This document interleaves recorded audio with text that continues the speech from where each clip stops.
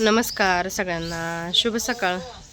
सकाळच्या 6:30 वाजलेले त्या आणि इकडे मी माझं सगळ्यावरून आता स्वयंपाकाला सुरुवात करायला लागली. चुली पेटून घेतल्या त्या. अलीकडल्या चुलीवर कढईमध्ये मुगाची डाळ टाकली शिजत. हिरवी मिरचीची मुगाची डाळची आमटी करायची. बायला चहाला जाळ घालत बसलाय, त्याला खायची चहा चपाती. इकडं कणिक मळून आणली. आता चहा झाला की चपाती लाटून घेते. डाळ शिजली चांगली आणि इकडं आता कढईमध्ये फोडणी देऊन घेते हिरवी मिरचीची. त्याच्यामध्ये डाळ टाकते. चपात्या करून झाले त्या. मस्त अशी हिरव्या मिरचीची मुगाच्या डाळीची आमटी करून झालेली. आणि आता इकडं भात टाकलाय साधा. इकडं आता मी ताटामध्ये कांदा, लसूण, हिरवी मिरची, शेंगदाणा सगळं काढून घेतले. क्षितिजला खायचे तर पोहे. आता मी लागले पोहे बनवायला. पोहे करून झाले तर आता ह्याच्यामध्ये काय कोथिंबीर नाही टाकायला, त्याच्यामुळे पोहे जरा रिकामं वाटते. ते 9 वाजले त्या आणि जेवण करून सकाळ तर मी खुरपायला आली उन्हाच्या आधी.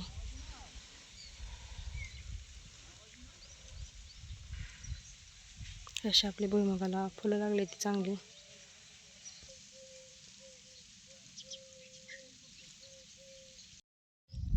बारा वाजले ते. सकाळी आल्यावर आंब्यापासून धरला होता मी सारा खुरपायला आणि आता फक्त एवढाच राहिला खुरपायचा. पण आता ऊन झाले भरपूर. आता निघाले घरी. जायच्या आधी आता ह्याचं चिमट जे गवत आहे ती गोळा करून टाकते रस्त्याला, कारण परत भुईमुगाच्या दारा धरताना त्या गवतामुळं पाणी तुंबतं, पाणी पुढं जात नाही. त्यामुळे गोळा करत नाही ती गवत. 4 वाजले त्या आणि इकडे मी आज लवकरच चुली पेटवल्या त्या. आणि इकडं पातेल्यामध्ये हरभऱ्याची डाळ घातली शिजायला. पुरणपोळीचा स्वयंपाक करायचा आज आमच्या कुलदैवताची आंबील असती आणि त्या आंबिलीला आज पुरणपोळीचा नैवेद्य असतो. त्याचा स्वयंपाक करायला सुरुवात केली मी आता अलीकडल्या चुलीवर डाळ शिजते तोपर्यंत इकडे मी बाकीचं सगळं करून घेते. भाजी, कुरवडी, पापडी, भात. कढईत तेल ठेवले गरम व्हायला. इकडं पातेल्यामध्ये भाजी करण्यासाठी बेसन पिठामध्ये सगळं टाकून मिक्स करून घेतले. कोथिंबीरची जरा कमतरता आहे, एकदम थोडीशी कोथिंबीर आहे. आणि इकडं ताटामध्ये पापड्या आणि कुरड्या आणल्या त्या. आता तेल गरम झालं की करून घेते.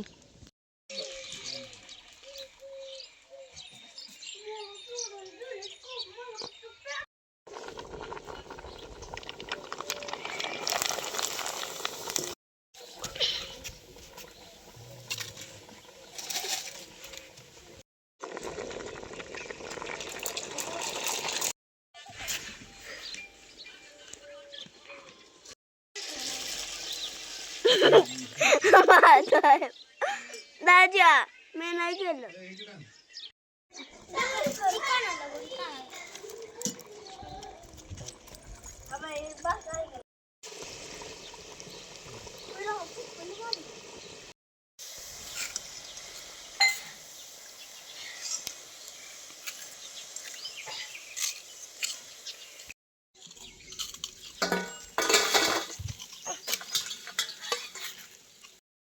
डाळ शिजली चांगली.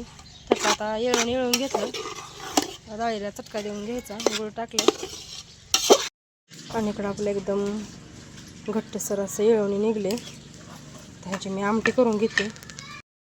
इकडं आमटीसाठी मी खोबरं, लसूण आणि कोथिंबीर बारीक करून आणले.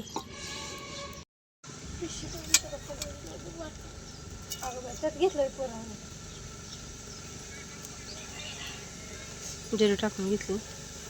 आता त्याच्यामध्ये बारीक केलेले वाटण टाकून घेते.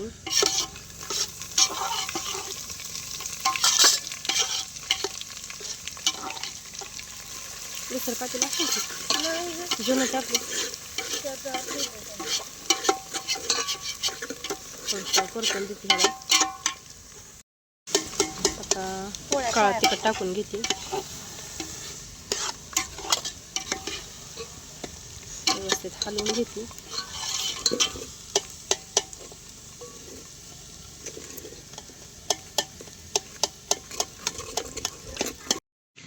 आमटी शिजली.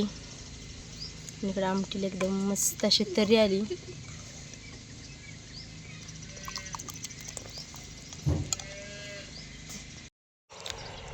सहा वाजले ते आता.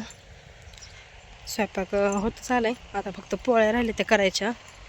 ताई पुरणाला चटका देते ते आणि पुरण वाटते ते. तोपर्यंत मी आता गुरांच्या वैरणीचं बघून घेते. खाली चालले आता ऊस आणायला. गुरांची वैरण पाणी बघून परत मग दोघांनी मिळून पोळ्या केल्या की झाला स्वयंपाक. आंबेल काय आते करते ते. आंबेल केल्यावर दाखवूनच तुम्हाला. खालनं येते तर शेळ्यांना वैरण पण लागली. टाकून घेतली वैरण. गुरं पाणी लावून वैरण टाकून घेतली सगळ्यांना.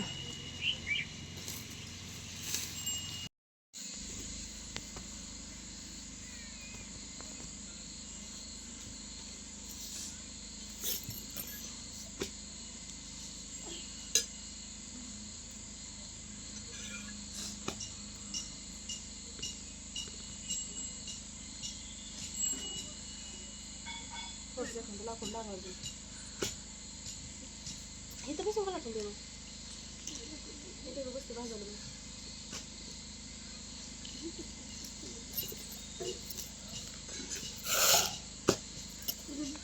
तव्यातली भाजी पण माझी लागली. एक बाहेर होत नव्हतं.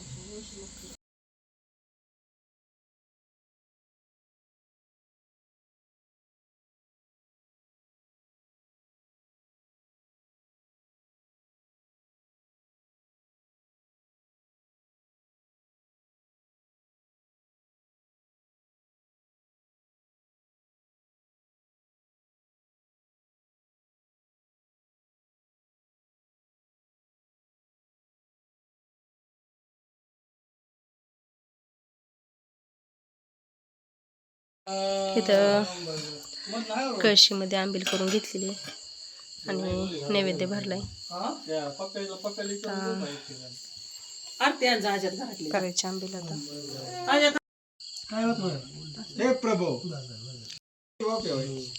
नारळ पडा तेवढं दगड बस का मला ते पळत होती का त्या दिवशी बापरे कोण बोलायला लागतं. बोला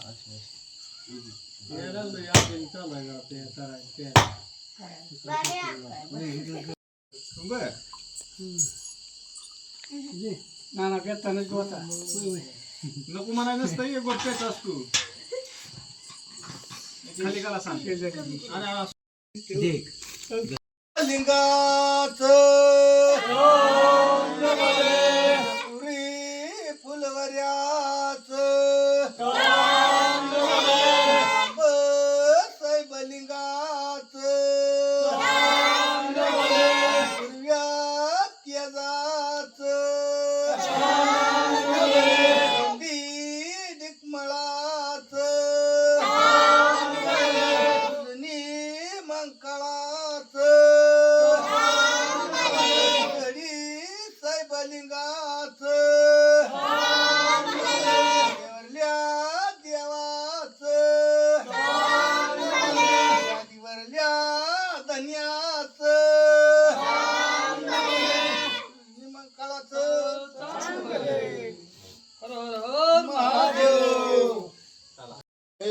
आणि चिरमुर आणि नारळाचा प्रसाद असतो. नारळ फोडलेला. आता हे सगळेजण निघाले. सगळ्यांच्या घरी आंबेली प्यायला. आमच्या घरचे झाली पिऊन. आता इथं आम्ही सगळेजण जेवायला बसायला लागलोय. इकडं बापू बसले ते जेवायला. बापू कसं झालं स्वयंपाक? सगळा आवडलं का? तुम्ही दूध नाही घेतलं पण नुसते आमटी सोबतच खाताय पोळी? आमटी सोबत आवडते तुम्हाला? बरं.